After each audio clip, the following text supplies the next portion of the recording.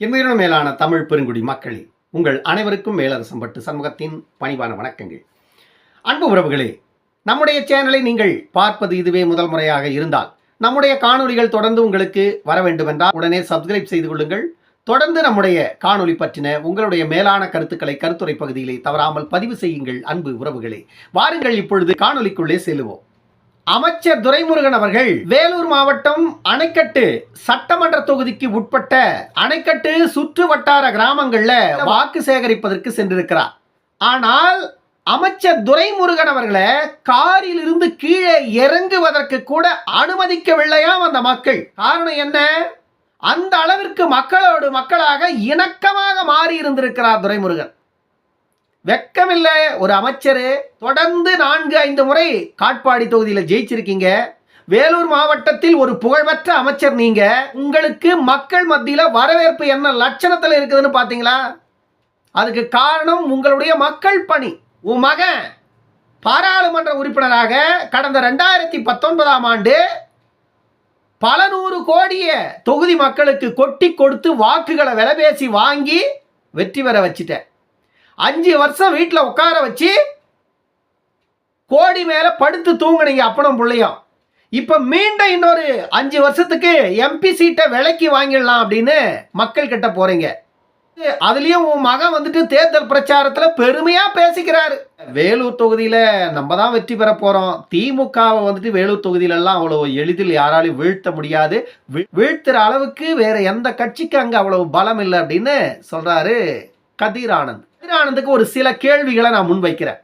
ஏற்கனவே 2019 வெற்றி பெற்றீங்க. பணம் கொடுத்து பெற்றீங்களோ பணம் கொடுக்காத பெற்றீங்களோ, ஜனநாயகத்தை கொன்று வென்றீங்களோ இல்லை வென்று கொன்றீங்களோ, ஏதோ ஒன்று பண்ணிட்டீங்க. 2019 வென்று விட்டீர்கள். வெற்றி பெற்று நாடாளுமன்றத்துக்கு உள்ள போயிட்டீங்க. 5 வருஷம் நாடாளுமன்றத்தில் போய் உட்காந்து தூங்கிட்டோம் வந்துட்டீங்க. ஆனால் உங்களுக்கு ஓட்டு போட்ட மக்கள் இருக்காங்களே வேலூர் தொகுதியில், 15 லட்சம் மக்களை கொண்ட அந்த வேலூர் தொகுதி மக்களுக்கு நீங்கள் என்னத்தை பண்ணீங்க? பாராளுமன்ற நிதியிலிருந்து வேலூர் தொகுதிக்காக நீங்கள் செய்திருக்கின்ற சாதனைகள் என்ன 5 ஆண்டுகளில்? அப்படி நீங்கள் சாதனைகள் செய்திருந்தா மக்கள் மத்தியில் போய் சொல்லுங்க. வேலூர் பாராளுமன்ற தொகுதி நிதியில இருந்து இந்த இடங்கள்ல இத்தனை பணிகள் செய்திருக்கிறேன், வேலூர் தொகுதிக்கு இந்த திட்டத்தை நான் கொண்டு வந்திருக்கிறேன், இந்த தொழில் நிறுவனத்தை நான் கொண்டு வந்திருக்கிறேன், எதனா ஒன்று சொல்லுங்க. இல்ல அடித்தட்டு மக்களுக்கான உள்கட்டமைப்பு வசதிகள்ல கிராமங்கள் தோறும், நகராட்சிகள் தோறும், மாநகராட்சிகள்ல எதனா செஞ்சிருக்கீங்களா உங்களுடைய தொகுதி நிதிகளை கொண்டு? அப்படி செய்திருந்தால் அதை சொல்லி நீங்க போய் வாக்கு கேளுங்க. உங்களை வரவேற்பார்கள் மக்கள். ஏன்னா நீங்க தான் மக்களுக்கு தேவையானதையெல்லாம் இந்த 5 ஆண்டுகளில் செய்திருக்கும் பொழுது அச்சம் என்ன உங்களுக்கு? அப்படி ஒன்றும் இல்லை. அப்படி எதுவும் இல்லாதனால தானே உங்களால் உள்ளே போக முடியல. போனால் துரத்தி அடிக்கிறாங்க. பெண்களெல்லாம் மேக்கப் போட்டுக்கிட்டு உங்கள் முன்னாடி வந்துட்டு அப்படியே ஜிலு ஜிலுன்னு நிற்கவே, ஓஹோ கலைஞர் நிதி உதவி 1000 ரூபாய் வந்துச்சா, அதனால தான் பேரளவுலையெல்லாம் போட்டு அப்படியே கமகமன்னு இருக்கீங்களா? அடா வெக்கங்கட்ட பயலுகளா. என் வீட்டில் என் அம்மா நல்லா இருந்தா, என் அக்கா நல்லா இருந்தா, என் தங்கச்சி நல்லா இருந்தா, என் மனைவி நல்லா இருந்தா, என் பொண்ணு நல்லா இருந்தா, இப்படி தான் கேட்டிருப்பேனா நான்? இப்படியா கேட்டிருப்பேன் நான்? 1000 ரூபாய் என்ன துரைமுருகன் குடும்பத்து பணமா, இல்ல கதிரானந்தோட குடும்பத்து பணமா, இல்ல கல்லறையில் தலைவன் கட்டுமரத்து குடும்பத்தோட பணமா? யாருடைய பணத்தை 1000 ரூபாயை கொடுத்தீங்க? அவங்க கட்டுற வரி பணத்திலிருந்து ஒரு தூசை எடுத்து அவங்களுக்கு கொடுத்துட்டு அவங்களையே போய் இழிவுபடுத்திட்டு இருப்பீங்களா? இந்த முறை வேலூர் தொகுதியில மிகப்பெரிய ஆப்பு கதிரானந்துக்கும் துரைமுருகனுக்கும் மக்கள் தயார் பண்ணியிருக்காங்க. அது மட்டும் தெளிவா தெரியுது களத்துல.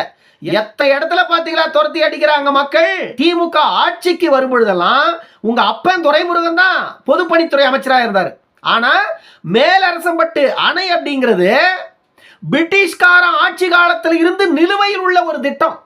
அந்த திட்டத்துக்கு உங்க அப்பன் பொதுப்பணித்துறை அமைச்சரா பணி செய்த காலம் தொட்டு மத்திய அமைச்சராக பாட்டாளி மக்கள் கட்சியின் எம்பி என்.டி. சண்முகம் அவர்கள் இருந்த பொழுது அந்த ஸ்பாட்லயே கொண்டு போய் உங்க அப்பனை நிறுத்தி, இதுதான் அந்த ஸ்பாட்டு அப்படின்னா அந்த மலைக்கு நடுவில் கொண்டு போய் நிக்க வச்சு எல்லாத்தையும் காட்டிட்டாரு முன்னாள் மத்திய அமைச்சராக இருந்த என்.டி. சண்முகம் அவர்கள். ஆனால் 2005 ஆனால் 2006 இருந்து 2011 வரையில பொதுப்பணித்துறை அமைச்சராக இருந்த காலகட்டத்தில் தான் துரைமுருகன் அவர்கள் அந்த ஸ்பாட்ல வந்து உட்கார்ந்து நல்லா இளநீர் வெட்டி கொடுத்தோம்.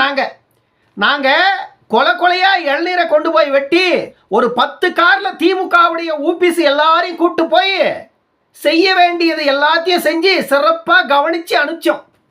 எல்லாத்தையும் பார்த்துட்டு நான் வந்துட்டு சட்டமன்றத்தில் இதை பற்றி பேசுகிறேன், தலைவர்கிட்ட இதை பற்றி எடுத்து சொல்கிறேன்.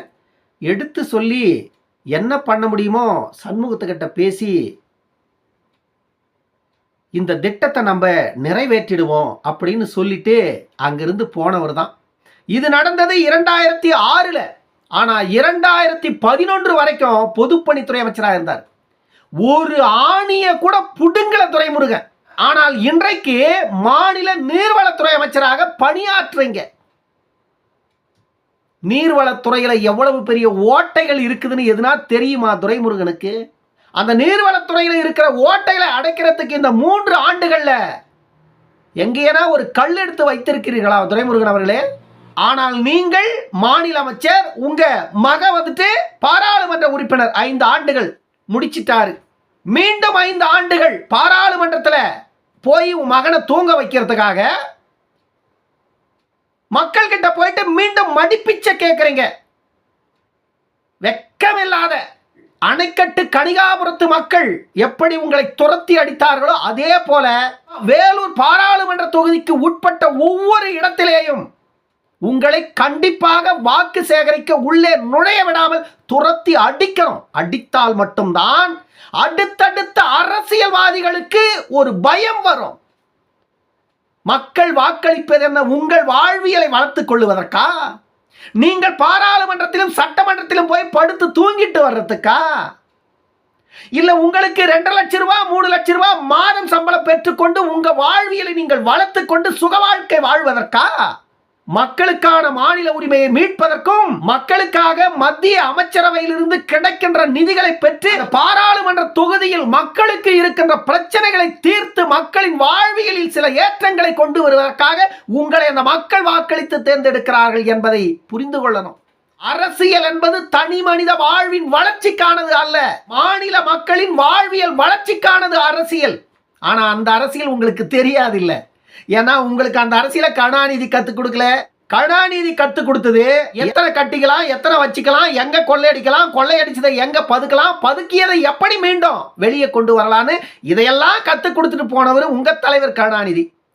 அந்த தலைவர் பக்கத்தில் இருந்த உங்க அப்பன் சொல்லி கொடுக்கிறதா இன்னைக்கு கதிரானந்தம் செய்ய போறாரு. இதுல ஒன்றும் புதுமையா கதிரானந்தால செய்ய முடியாது. இப்படிப்பட்ட கதிரானந்துக்கு வேலூர் தொகுதி மக்கள் மீண்டும் ஒரு முறை வாக்களித்தீர்களே ஆனால் நீங்கள் கதிரானந்துக்கு அளிக்கின்ற வாக்கும் கடல்ல பெய்கிற மழைக்கும் எந்த வித்தியாசம் இல்லை. கடல்ல பெய்கிற மழை யாருக்கும் பயன் பெறாது, கதிரானந்துக்கு போடுற ஓட்டு யாருக்கும் பயன்பெற போவதில்லை. இன்னொரு காணொலியில் சந்திக்கும் வரை உங்களிடமிருந்து விடைபெற்றுக் கொள்வது மேலரசம்பட்டு சண்முகம். நன்றி, வணக்கம் அன்பு உறவுகளே.